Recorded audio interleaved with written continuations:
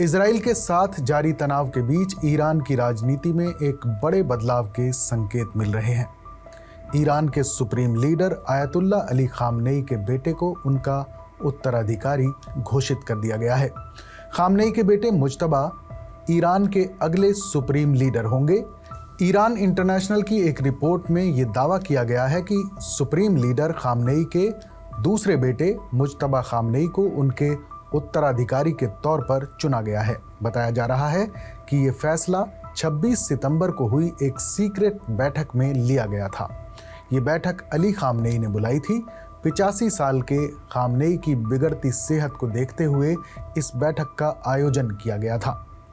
उधर Israeli media outlet वाईनेट news ने Iran international की एक रिपोर्ट का हवाला देते हुए बताया है कि ईरान के सुप्रीम लीडर अली खामनेई के दूसरे बेटे मुज्तबा खामनेई को एक सीक्रेट मीटिंग के दौरान कथित तौर पर उनके पिता के उत्तराधिकारी के रूप में चुना गया है।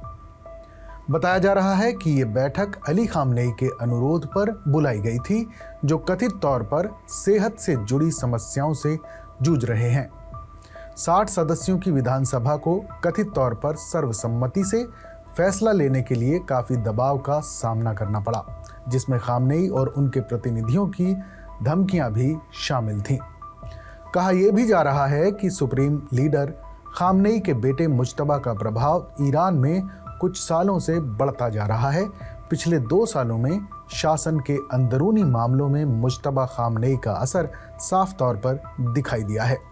हालांकि वो सार्वजनिक रूप से कभी खुलकर सामने नहीं आए हैं, लेकिन उन्हें 2009 के चुनाव के बाद के विरोध प्रदर्शनों को दबाने में उनकी कथित भूमिका के लिए जाना जाता है। साल 2021 में उन्हें आयतुल्ला की उपाधि दी गई थी, जो सर्वोच्च नेता की भूमिका के लिए संवैधानिक जरूरतों को पूरा करती है।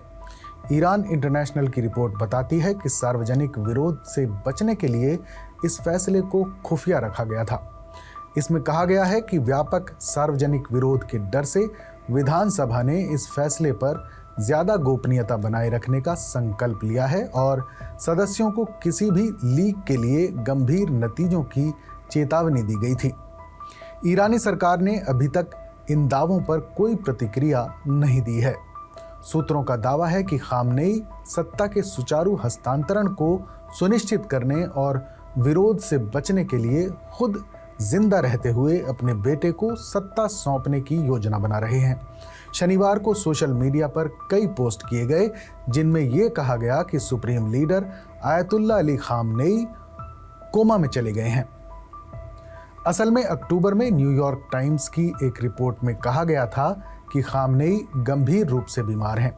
हालांकि उसके बाद ईरानी अधिकारियों की तरफ से उनकी सेहत में किसी और गिरावट के बारे में कोई आधिकारिक पुष्टि या बयान नहीं आया।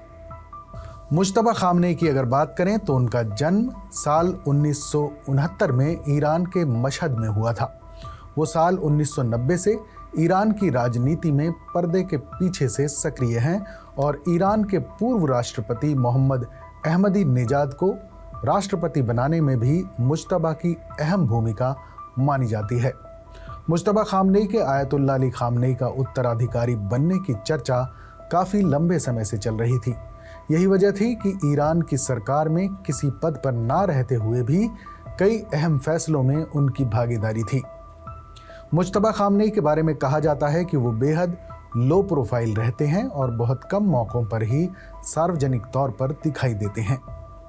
कहा जाता है कि ईरान की खुफिया और सशस्त्र सेनाओं में भी मुज्तबा खामनेई के कई करीबी बड़े बड़े ओहदों पर हैं। मुज्तबा ईरान इराक के बीच हुई जंग में भी हिस्सा ले चुके हैं। उन्होंने धार्मिक तरबियत और तालीम हासिल की है।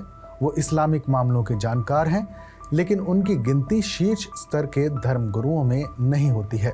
ईरान के मीडिया पर भी मुज्तबा की पकड़ है और उन्होंने साल 2014 में ईरान के सरकारी टीवी IRIB के निदेशक को नौकरी से निकाल दिया था। ईरान में जब साल 2009 में विरोध प्रदर्शन हुए थे तो उन्हें सख्ती से कुचलने के पीछे भी मुज्तबा का ही दिमाग माना जाता है। उस दौरान कई लोग मारे भी गए थे। ईरान में सुप्रीम लीडर की पदवी किसी धर्मगुरु को ही मिल सकती है, लेकिन मौजूदा सुप्रीम लीडर अली खामनेई को सर्वोच्च नेता बनाने के लिए इस नियम में थोड़ा संशोधन किया गया था, क्योंकि वो धार्मिक नेता नहीं हैं। ईरान में सुप्रीम लीडर का पद राजनीतिक और धार्मिक व्यवस्था में सबसे बड़ा है और इनके पास राष्ट्रपति से भी ज़्यादा अधिकार हैं। उन्हें देश के सैन्य, न्यायिक, धार्मिक और राजनीतिक मामलों में फैसले लेने का अधिकार है और ईरान में सुप्रीम लीडर के फैसले को कोई भी चुनौती नहीं दे सकता।